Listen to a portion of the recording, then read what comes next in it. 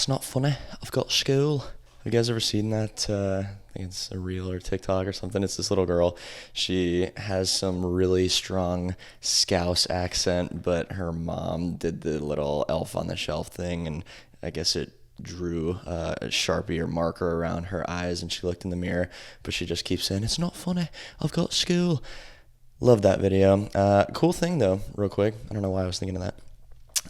This is episode 28 of the podcast. Not that that's a super significant number, but usually I'll just make the episode, create a folder, label it, and I was looking at all the folders. I'm going, dude, 28 weeks straight of filming the podcast. So this has been crazy. I don't know how I still have something to say, but sometimes when you don't have much to say, you make something to say. And that's what I do. I'm always just wringing out my brain trying to figure out what I think, what I care about, and all that good stuff. One of those things is humor, and that's kind of what I wanted to talk about a little bit in depth today, because I think there's a lot to learn from humor. It's kind of I don't know, maybe a natural part of the human experience. I'm actually not super certain on that. I always wonder, where the hell does laughing come from?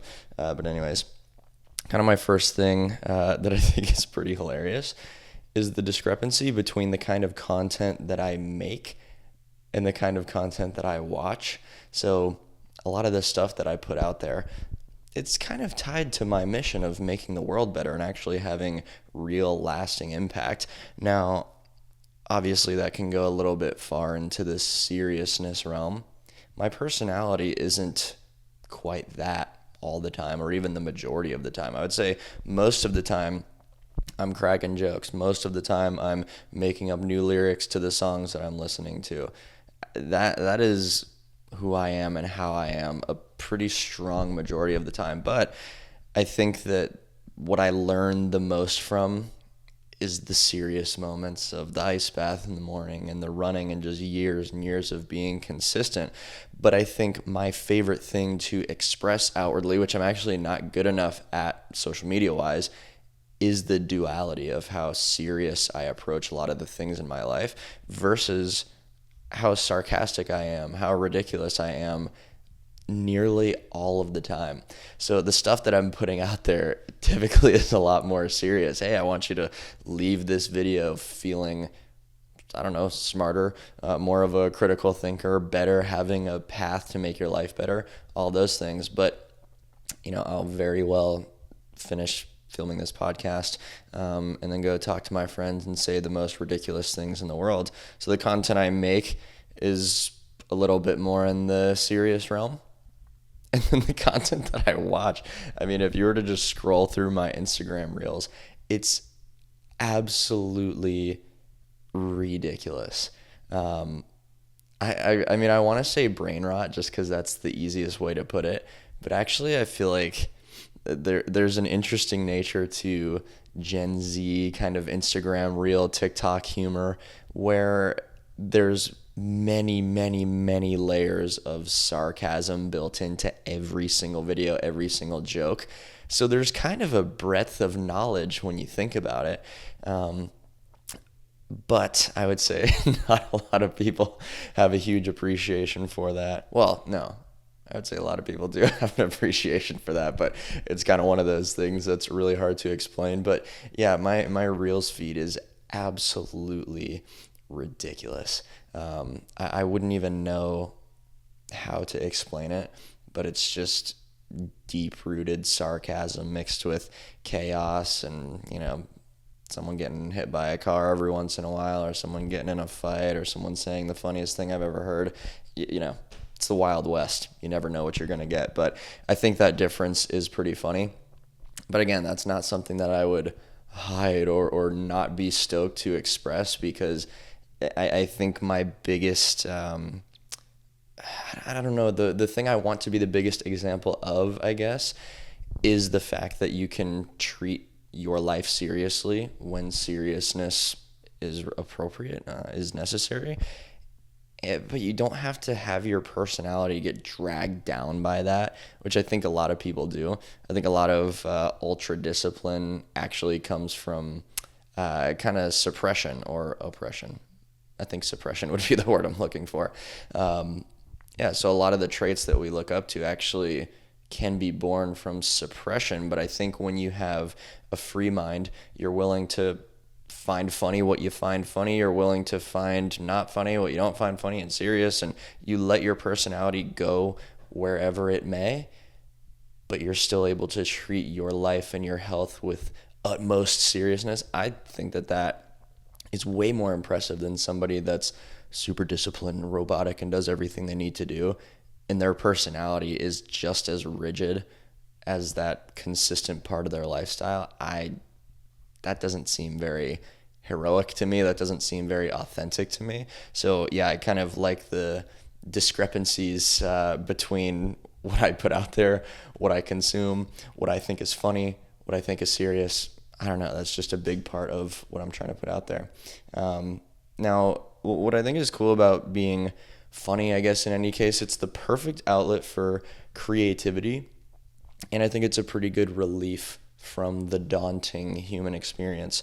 So I truly think that life is difficult and it's supposed to be difficult, and we face intimidating feelings and emotions and maybe situations every single day.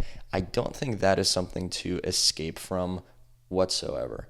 I think we should have those things in our lives, and if they're not being served to us, we should create some sort of difficulty. We should create something to overcome every day, whether that's exercise or cold exposure, a sauna, whatever. That's very, very important. People are just consumed by stress today, and I think the solution to stress, if I could put it simply, is more stress. So then when you come back down from the more stress, the baseline stress doesn't actually feel stressful, if that makes sense. But aside from that, I think that laughing, being funny, joking around, seeing the lightheartedness of life is a very useful and appropriate relief from that daunting experience. So like I mentioned before, I mean, I take a lot of things in my life super seriously, but I also want to joke about those very things almost in the same moment. You know, that's something that I experience in my own mind quite a bit, is I'll be dead center of a very serious situation, and then depending on how appropriate it is, I'll say something out loud or I'll just think it in my mind. And I don't know, I just think that it's a mode of seeing a wider picture. I'm a fan of kind of this perspective of zoom out, so you can see what's really going on here. So if you can see the pain in something you're experiencing and the humor in something that you're experiencing in the same exact way, I think that that's awesome. And then the creativity aspect of it. One of the earliest memories of hanging out with my dad growing up was him making up fake lyrics to songs that we would listen to. And I would say if there's anything I do consistently, it's that, to be quite honest. If I'm listening to a song and I am not coming up with alternate lyrics on the spot, I'm probably dead, because that is just, my mind is constantly working to do that. If somebody says something, I'm hearing every word they say, and immediately I'm looking for a reference. I'm scrolling through the freaking Vine. What's the word for the bank of ideas that you have? The vault. Yes, I needed that word so bad. I'll be going through the vault of vines that are in the back of my mind, and Instagram reels and songs and anything that I can make an allusion to, I do. And that kind of creativity, I don't know why, it just resonates so heavily with me. I'll hear a sound and I'll go, oh, dude, that was definitely from this song. Or I'll hear a note of, a phone ringtone or something. I'll go, wait, isn't that freaking, this song by this person? And then I'll look it up and I'll hear, oh, okay, it was the start of that. That's why the note is the exact same thing. That sort of information floods my mind like you would not believe. And that for me is a huge creative outlet. Just on the spot, being funny, saying something in response to someone else. I love that so much. And it's honestly what kind of it seems attractive about live streaming in a content sense, because that's when I just do best. If someone asks me a question, oh, dude, I can talk about it all day. It's more when I'm just creating something from nothing. I'm going, well, what does someone want to hear? Does someone even want to hear the answer to the question that I'm coming up as if they asked me? You know what I mean? So just the on the spot. I mean, freestyle rapping, you know, maybe if you're lucky enough one day, you'll just hear me spitting bars. I've been doing that since I was little, and it sounds stupid, but again, to be able to just continue rhyming words to make something make sense over and over again for minutes on end, that, oh my God, that kind of mental exercise to me is the most fun thing ever. It's just amazing. Now, comedy or humor, what you find funny, I think in a social sense, it very much creates a strong connect or a very strong disconnect between people. I just, with my friends, for example, the things that we find funny, which, you know, it could be really anything. We'll find the humor in any situation we're in. That kind of bond or that kind of similarity in humor, it creates this understanding. And understanding has just been this big obsession of mine lately, because by the nature of social media, you put something out there, everybody is seeking to misunderstand, because when people don't feel confident in themselves, they don't have purpose within themselves, they will find purpose in disagreeing. They'll find purpose in becoming the hero of a false cause. And you can gain leverage against other people simply by disagreeing and making them out to be the villain. And this has happened with so many things that I have said. When somebody says something to me, I say, oh, okay, let me maybe understand where they're coming from. Are they saying this thing out of confidence? Oh, it's super hateful. Probably not. They're probably not saying this out of abundance and confidence. This is probably coming from scarcity. Oh, this person made a joke about me, but it was kind of clunky, and they probably didn't mean to actually be mean. They just didn't craft the joke as well as they thought. And especially if it's someone that's close to me, I can understand and go, well, surely they're not trying to tear me down. So this idea of understanding is just everything. People that seek to misunderstand, there's probably nothing that pisses me off more than that archetype, because again, it's trying to find false leverage, and that's just not heroic at all. So yeah, this idea of what you find funny and your ability to find humor in X, Y, and Z, that kind of depends or kind of defines the relationships that you'll have with certain people. So for me, the people that get offended by every single thing and have a very, very low or very high barrier to jokes and finding things funny, I can't relate to that. It's very difficult because, again, I think there's a freedom. I think there's a useful creativity in the humor of the world around us. And if somebody's not willing to indulge in that, I can tell that their personality is being weighed down by something else, and that would kind of weigh me down. So if I have to color within the lines of every single thing that I say, it's just not a fair use of my energy. So I think that it can create a very strong bond when you do have that similarity with somebody else, because yeah, I think it goes way deeper than just jokes. It's a very strong connection to kind of the language of your intention, and intention is very much a language. It is the most clear language. It is I was going to say the most accurate to what you feel. No, it is what you feel. Your intention is that fundamental, that foundational feeling there. But if we could speak that, if we could speak the language of our own intentions perfectly, and we could understand the language of everybody else's intentions perfectly, I want to say that there would be very, very few disagreements and wars and conflict, again, if we could speak the language of those intentions perfectly. So the problem is that communication, the spoken language, is almost never accurate to the intention. Right now, as I'm filming this podcast, I mean, my brain is really it's grounded somewhere. It's grounded in this certain set of ideas, and within my own mental conversation right now, I don't have to spend 30-40 minutes speaking into this mic and talking into the camera. Right now, it's just here. Everything that I'm going to say, it's here right now. I know exactly what I think. I know exactly what I'm talking about. That's the language of the intentions. It's what you know and what you feel and what you're experiencing, your whole view of the world, your whole perspective, everything. It's just right there. That's the intention. And it takes no time for me to translate that to my mind in my mind. But to translate that outward, maybe just within this category, mind you, maybe I'll be talking for 30, 40 minutes.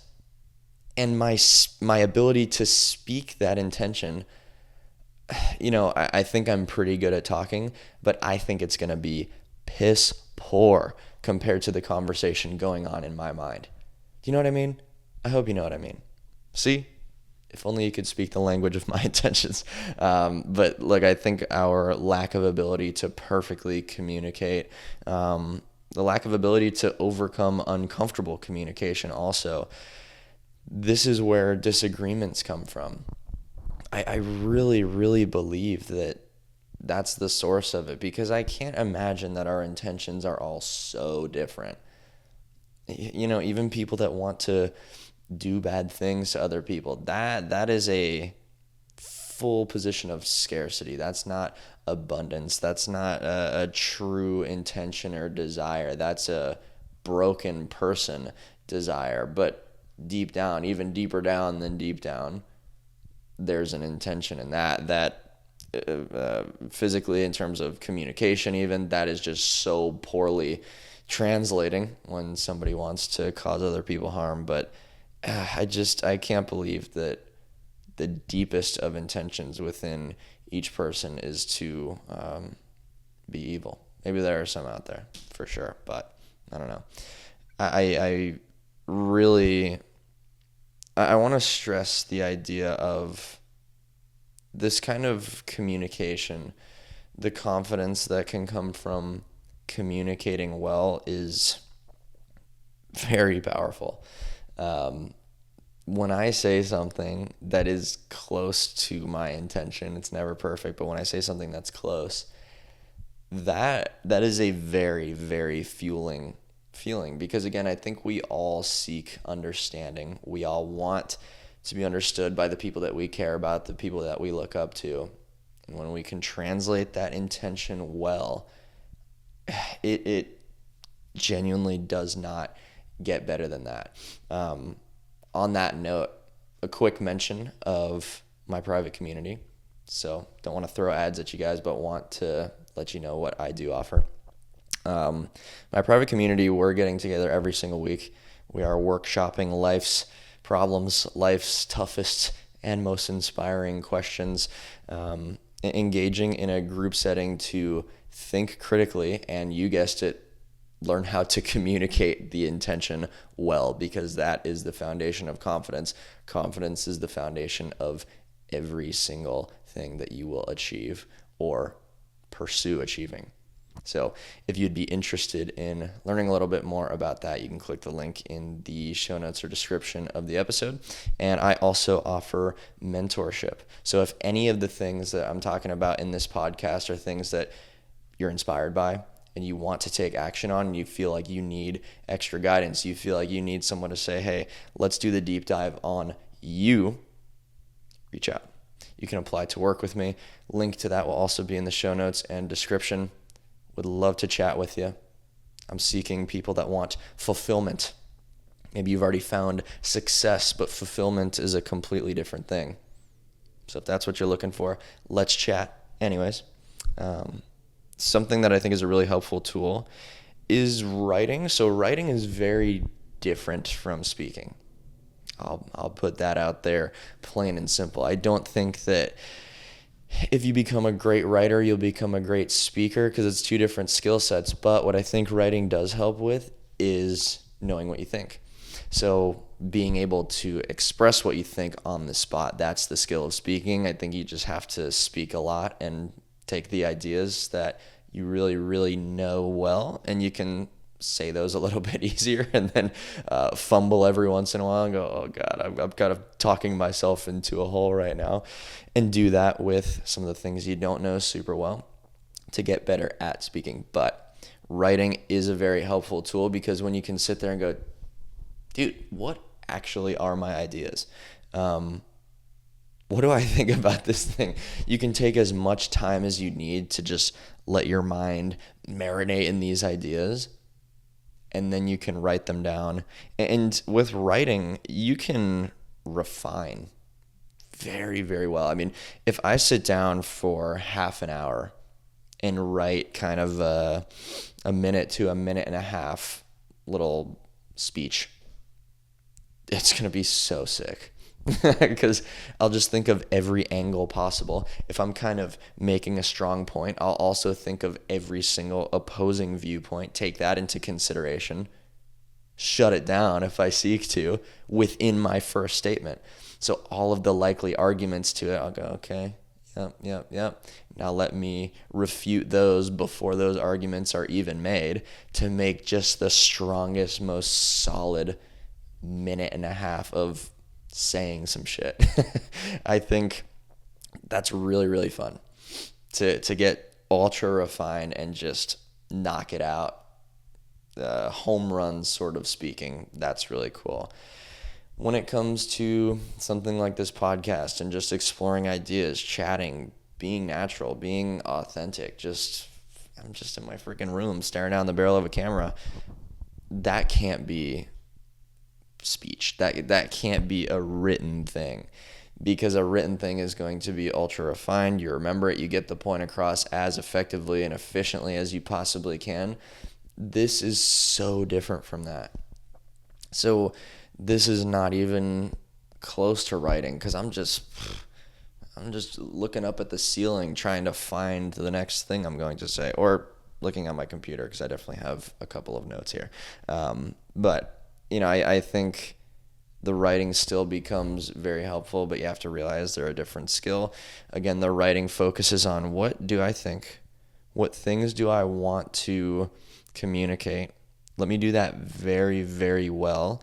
And then when I go to speak them just naturally in conversation, or, if you're filming a podcast, which maybe you should, because it's a great tool for improving your communication, I will expect maybe a 50% decline in effectiveness of the speaking.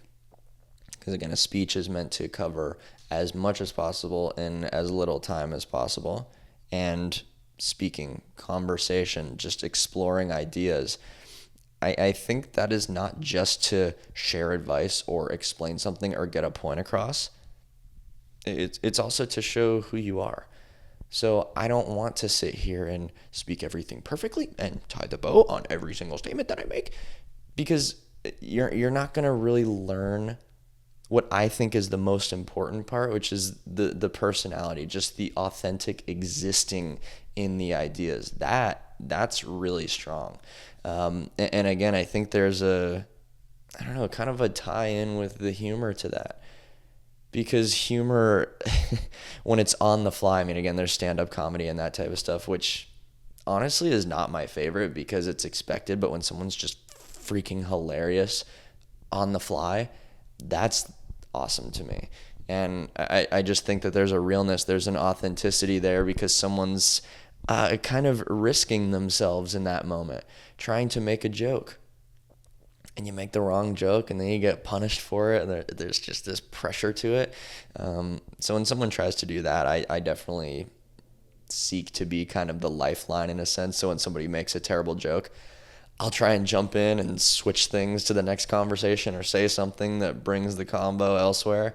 Because I just hate to see somebody sitting in that feeling of, I messed up. But going back to that leverage thing, a lot of people love that. They see someone kind of fumbling and digging themselves a hole with just continuing to talk, and they can't find a landing place, and they just get shark eyes, and they go, oh yeah, let me make you look like a piece of shit in this so that I can look better. That is evil. If you do that, I don't like you. But going back to this intention sort of thing, I think a lot of religious debates, this is that intention language where two people are often saying the exact same thing. I get into this a lot. I love talking about religion, especially with Christians, because values wise, I'm pretty dang close to that. But belief systems wise, I would just say, yeah, I'm open-minded. I'm curious. I haven't made a conclusion because I feel like a conclusion is wildly difficult to make with all the ideas that are out there and all of the differing perspectives and possibilities. But even in those conversations, I'm going, yeah, I feel like we're saying the exact same thing. When someone's going, man, I can't explain the impact that God has made on my life and all of these things, and just the moment I felt that, I couldn't explain it to you. And I go, damn, well, I feel kind of some FOMO here. Why don't I get that amazing experience? However, I feel exactly the same about all of the years that I've spent showing up for myself. And there's almost this spiritual connection to those moments and just that library of experience within my life where I go, man, I don't know how to explain that to someone. I don't know how to explain the piece of just doing the right thing and showing up for yourself time over time and having that set of data. I don't know how to perfectly explain that to somebody. And so when I wouldn't say debates because it's always friendly, but when these conversations are going on, I'm saying, I feel like we're saying the exact same thing. You know, there's this connection to the higher self. That's how I would explain it. And when we're super young, we have a stupid clear vision of what that looks like, the best self, right? And then people compare their relationship with God. I'm going, dude, I feel like that's the exact same thing. And I would never want to call the self God. That sounds really blasphemous and disrespectful. But man, just the way that people explain it, it sounds like it's the exact same thing. So again, this language of the intention, if we could communicate that perfectly, I think we'd be all on the same page. So last little chunk, I guess, of what I wanted to talk about is this thing I consider careful culture. I don't know if this is even a term yet, but if it's not, mine. Careful culture, this is what I have written down here. Careful culture is hell. And I will stand on that. What's the saying? I'll die on that hill. I'll stand on business with that one. Because if you are always trying to stay within the bounds of, you know, what other people find appropriate or funny or whatever it is, you're never, ever, ever actually being yourself. You're never being authentic. And never being authentic is probably the worst thing you could do in depriving the world of you. Depriving the world of your authentic self. That doesn't help the world at all. I promise you that. And I see a lot of people that have friend groups that just enforce this kind of careful culture bullshit on them, and you just see them, it starts to just wither away their personality and wither away their excitement for life. That is one of the more disappointing things possible. And when an ideology or some kind of community or, you know, any group of people, when it's based on that careful culture, don't say the wrong thing, oh, I'm this, I'm that, I'm offended, whatever. Oh my God. There's nothing worse.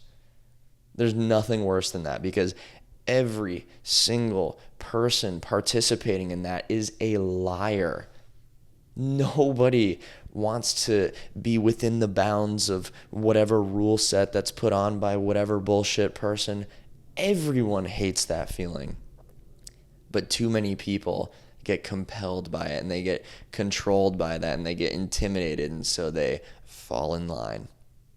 That is disrespectful to the freaking human race right there. Anybody that enforces that kind of stuff, absolute liar. Because within their mind, they're saying all the funny things too.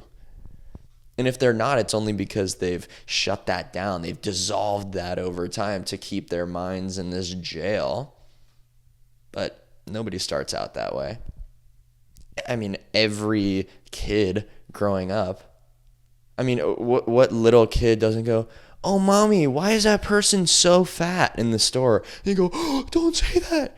And I'm going, dude, that's so legit. That's hilarious, because that is a kid going, "Here's what I see," and I'm saying it out loud. There's no filter whatsoever. And there is something so authentic, so endearing about that.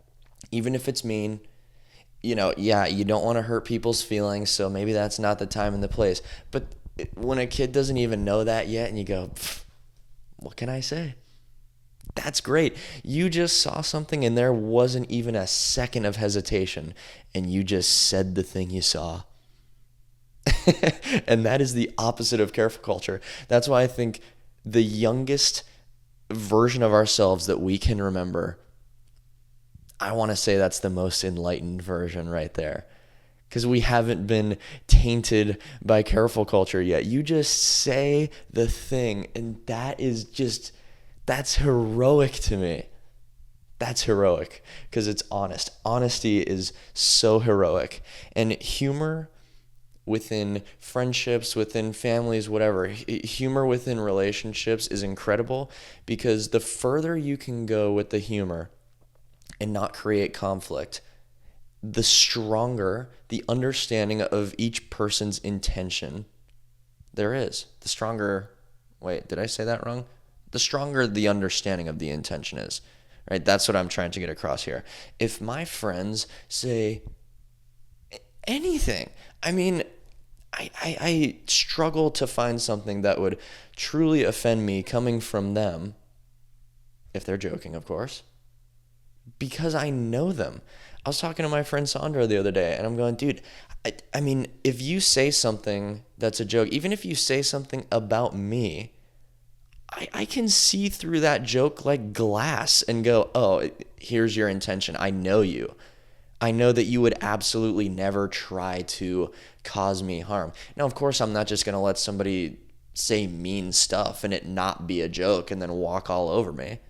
But it's never in that context with certain people. And for those people, I can go, oh, you are fully seeking to understand always, and you're making a joke. How could I possibly be mad? I think that's so freaking powerful.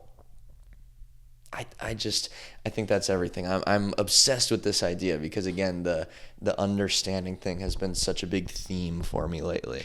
But again, I just look at my little notes and it cracks me up. But I said people that get offended by everything have horrible lives because they never indulge in honesty. And again, I just mentioned the power of honesty and authenticity. And if you don't do that, at least in your own mind, break free from that jail, please. Because me and myself, we have the funniest conversations ever. We say the craziest shit ever. We're the most honest you could possibly be. And yeah, there's a social skill to not saying the wrong thing at the wrong time. So I'm obviously very careful of that. Building social fluency is pretty damn important too. But if you don't let yourself experience that honesty, you're missing out on something huge. And it's just this idea of everyone's thinking it. Someone ought to say it. And that's kind of the vibe that I get from stand-up comedy in a lot of ways, which that's my favorite part, when there's somebody that's just saying the thing that everyone's thinking but nobody wants to say out loud, and they're just courageous enough to stand there and take the heat. That is so cool to me. Everyone's thinking it. Someone ought to say it. So I just think that humor is a pathway to honesty. It's a pathway to creativity. And again, if you find yourself in this mental jail of staying within the bounds of the expectation of other people that you don't even respect, and you know that their life sucks, bend the bars, my friend. That's all I got for you. But hey, I hope you loved the podcast, and if you did, go ahead and leave a like. If you could leave a love, I know you do that, but leave a like. Well, I guess you can't like it if you're listening on Spotify, but leave 5 stars, a 5-star review or whatever the heck you call it. I think that helps me, helps the show grow, helps more people discover this, and if I'm bringing value to you, which I really, really hope I am, would love to see a comment of what you thought, things you want to hear me talk about next. I'm just trying to do my best job out here to impact the world, to change some lives. So let me hear about it. What do you want to hear? What did you love hearing already? You can follow the show on Spotify. On YouTube, you can subscribe so you don't miss next week's episode. And if you want to hear me yap, but not through audio, through writing, I have a free newsletter that you can subscribe to. Link is in the show notes and description of this episode. I kind of just go down the rabbit hole in a very similar way to what I do here, but just typing it on my computer. And it's a little bit more refined and condensed because, again, it's writing, not necessarily speaking. If this spoken word was in a transcript, it'd probably be way too damn long for a newsletter, unless you want that. I can always pop this into Premiere Pro and just export the transcript and put it out there, publish it, sell millions of copies, just an idea. But anyways, I got the newsletter, all the reminders. What else do I have for you? Let me scroll to my little list of outro things. Oh my gosh, how could I forget 3 very important words? No phone dinner. When you're eating dinner tonight, your phone should just simply not be with you. Now, I will say, I want to fully admit that on Thursday, when we were posting the YouTube video, I was posting the YouTube video and eating at the same time. So that is me in full violation of the no phone dinner rule, which applies to all technology, of course, music, TV, whatever else. One fair loophole is if you're FaceTiming a loved one.